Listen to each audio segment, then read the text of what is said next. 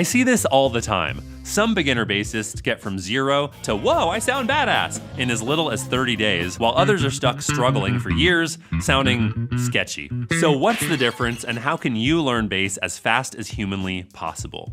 Well, according to conventional music pedagogy, it's all about putting in the time. I think students need 2 hours minimum per day of working practice. I recommend a couple hours a day for practice. And why stop there? Charlie Parker reportedly put in 11 to 15 hours a day. Stop watching this video and start practicing now! But let's be real, if you're not a full-time bass virtuoso, these numbers are unrealistic and demoralizing.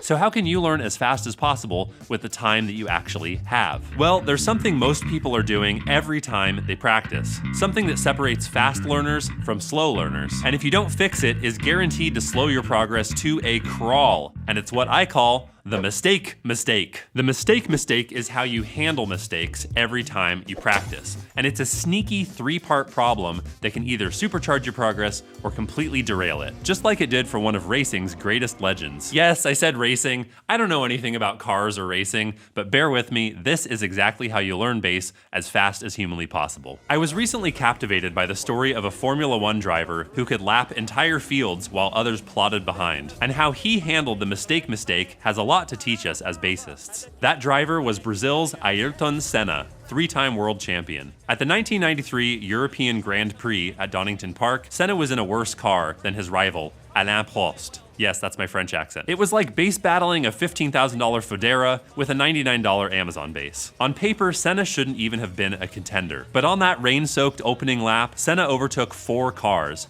including Prost's superior machine, and went from 5th to 1st place in what commentators still call the lap of the gods. This wasn't just talent, this was Senna's mastery of wrangling the mistake mistake that helped him learn stupid fast. Cause most drivers, like most bassists, stay comfortably within their capabilities and avoid mistakes at all costs. And this is the first part of the mistake mistake, avoiding mistakes, which, make no mistake, is a mistake. Senna was no stranger to mistakes. Like at the infamous 1989 Japan Grand Prix, where he collided with Prost in the race's closing stages. How did he get here? By constantly pushing himself beyond the comfort of what he knew. He would take the car beyond its design capabilities. Like during qualifying for the 1988 Monaco Grand Prix. That day, I suddenly realized that I was no longer driving it conscious, and I was in a different dimension for me. I was well beyond my conscious understanding. He qualified a staggering 1.4 seconds faster than his teammate and future rival Alain Prost, driving the exact same car. That's less time than it took me to say this sentence, but it's a really long time in Formula 1, I guess. Look, we're all humans here, and none of us particularly enjoy making mistakes. But you literally can't learn anything without them, as detailed by violist and neuroscientist Molly Gebrian in her excellent book, Learn Faster, Perform Better. When there's a mismatch between what you want to happen and what actually happens, that's a signal to your brain that, okay, wait a minute, something needs to change. So you have to make mistakes in order to learn. Avoiding mistakes and trying to play perfect leads to fake practice, where you're just noodling the same old comfortable riffs. You send no signals to your brain to change or improve, and you'll never discover what you're truly capable of. It's like coasting around the racetrack at a speed you know you can safely drive every time. And I don't care what that damn tortoise says, you won't win any races driving like that. The solution to this part of the mistake mistake is simple, maybe not easy. You need to reframe that sense of, ugh, I hate making mistakes,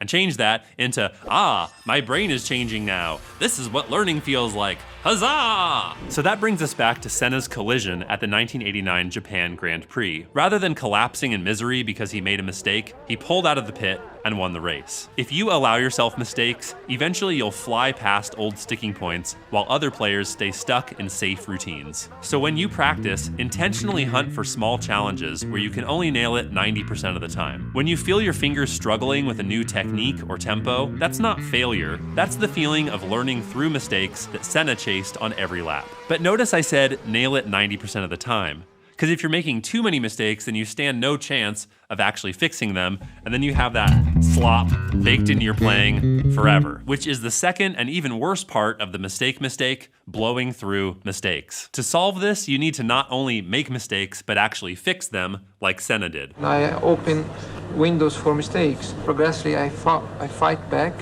and I got much stronger. Senna was known as the King of Wet due to his legendary driving ability in rainy conditions. But this wasn't raw talent. Senna initially struggled in the rain as a junior driver. But rather than blowing through and avoiding his weakness, Ayrton began dropping everything to practice driving in wet conditions anytime he could. And so he turned his weakness into a strength by fixing his mistakes, eventually leading to that lap of the gods where he rocketed from 5th to 1st on a drenched track. The secret to transforming mistakes into strengths is to support the right neural pathways in your brain.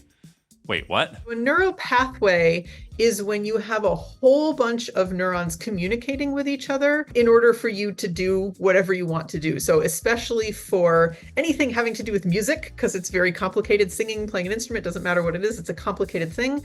And so a lot of neurons have to be talking to each other in order to do whatever you're trying to do musically. So if you make mistakes, but you don't fix them, you're actively telling your brain to be bad at bass by reinforcing the wrong neural pathways. And you need to figure out, okay, what's my problem here?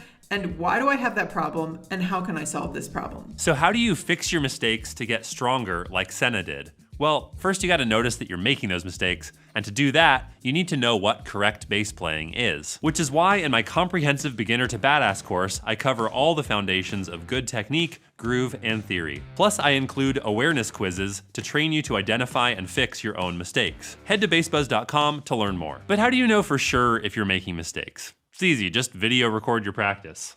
Ever heard your recorded voice and gone, ugh, I sound like that? Same thing for bass. Until you step back and watch your playing, it's tough to be fully aware of what's going on. You might be shocked how different you sound to how you thought you sounded. Okay, you've spotted all your embarrassing mistakes, now what? How do you actually fix them? Well, here's a method I pulled from Molly's book that I'm really blown away by. It actually helped me, and not Josh, instantly practice better even though I've been researching this stuff for years. And it's insanely simple. When you make a mistake, you stop and replay that section correctly 5 to 10 times in a row. So the in a row means once, perfect, twice, perfect. Third time you get distracted by your cell phone, you don't just throw it away, you have to start over again. So now there's a consequence for getting it wrong. And when there's a consequence, you'll focus much better and you'll focus much more precisely on exactly what you have to do and think about to get it right. Gebrian has a bunch more great info in her book and in this YouTube series I'll link in the description. Right below those little like and subscribe buttons. Oh gosh, who put those there? And this is how you learn bass as fast as humanly possible, by treating each mistake like Senna treated each corner, a puzzle to solve, not an obstacle to avoid. Getting better, that makes me happy.